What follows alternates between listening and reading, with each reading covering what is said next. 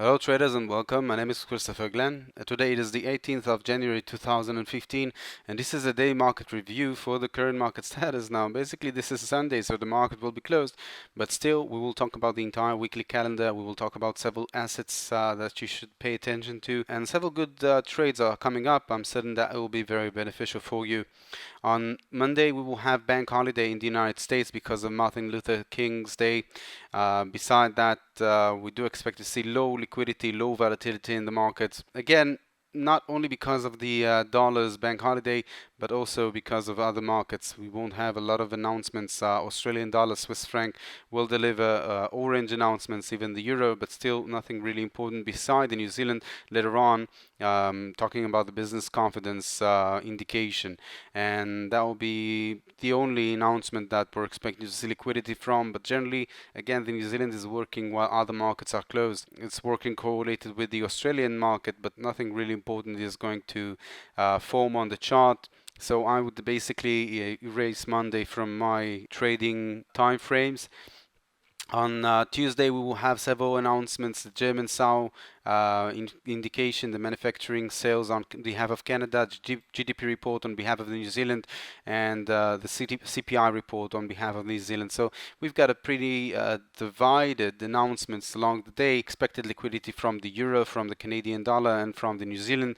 But again, not an enormous day in terms of liquidity. On the other hand, Wednesday is just an amazing day in terms of potential. Japanese yen monetary policy statement over here. After that, we will have the pound announcements. Very good indication for the pound. Canadian and US dollar will be affected by the announcement regarding the Canadian market and the US market. Wholesale sales on Canada and building permits on the United States. Canadian will deliver additional announcements regarding the Bank of Canada. The monetary policy and rate statement, overnight rate, and Bank of Canada press conference later on at 4:15 p.m. Tuesday, pretty quiet market beside the unemployment claims, which usually delivers a lot of liquidity, and obviously the European Central Bank press conference that will talk about a variety of issues regarding economy and will deliver a lot of liquidity. We got both indications at the same time.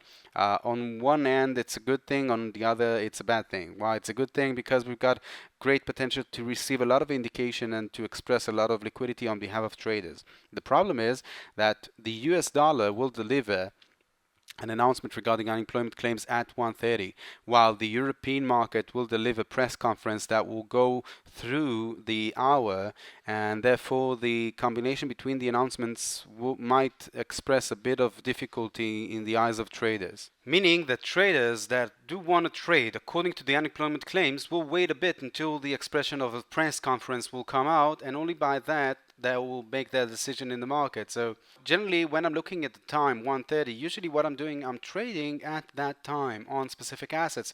But over here, because we've got a press conference that won't deliver the indication exactly at 1:30 p.m., then we might find a mixture between confidence and lack of confidence, fear in the market. Therefore, I'll wait a bit until I'll see the reaction on the chart, and then I'll decide to trade according to the announcements.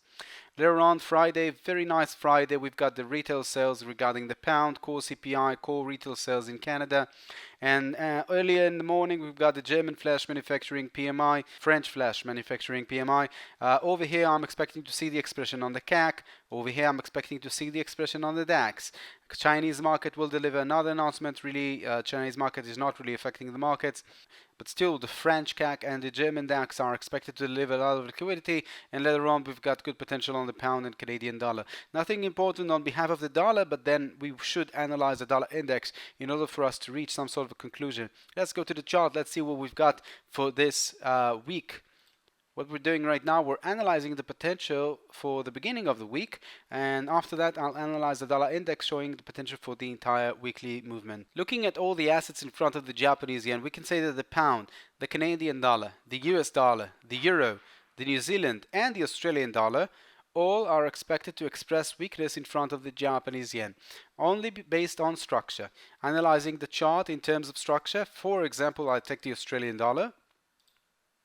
We can see that we've received a corrective pattern, sideways corrective pattern.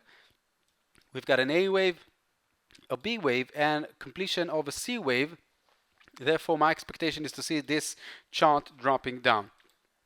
Now, that might not occur at the beginning of the trading session. What I would wait is to see this chart crossing the trend line below this C pattern. Crossing it will indeed indicate that this chart came to a completion, and therefore we're expecting to see a continuance of a downtrend on the dollar versus the Japanese yen.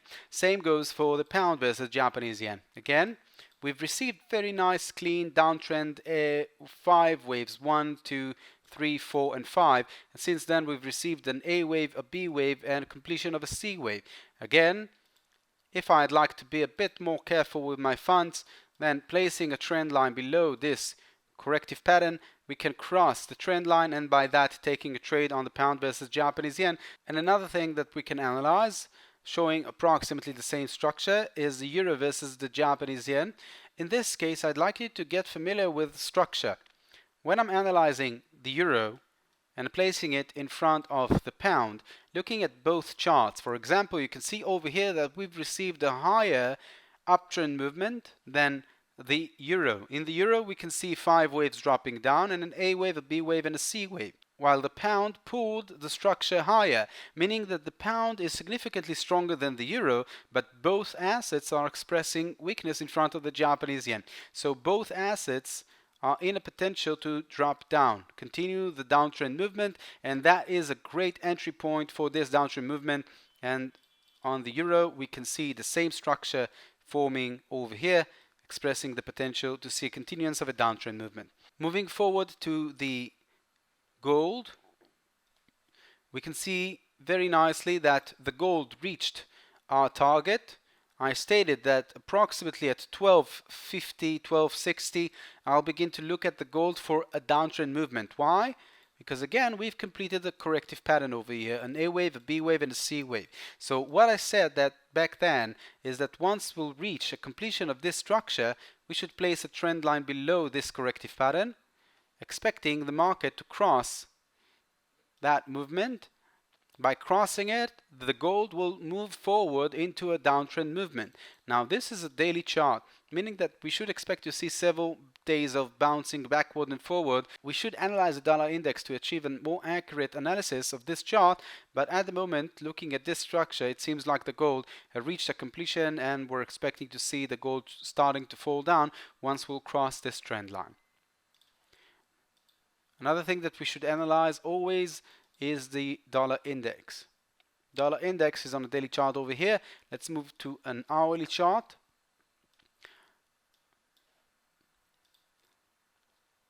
Looking only at this structure from this point and beyond, we've received the first wave, the second wave, the third wave, the fourth wave. Right now we're forming the fifth wave climbing up. I said that the dollar index is expected to bounce a bit higher, a bit lower, and then I'm expecting the dollar index to climb up, meaning that this will support the idea of downtrend movement on the gold. At this point, we can see that the market is again fluctuating around the same levels. We've got a long, strong corrective pattern over here, nothing really moving beyond, above, or lower than the areas, and we should wait a bit to see what will be the expression over here. My expectation is to see a bit weaker dollar and then an uptrend movement on behalf of the dollar in the markets. That completes our session for today. I wish you all the best with your trades. Have a pleasant day, and bye-bye.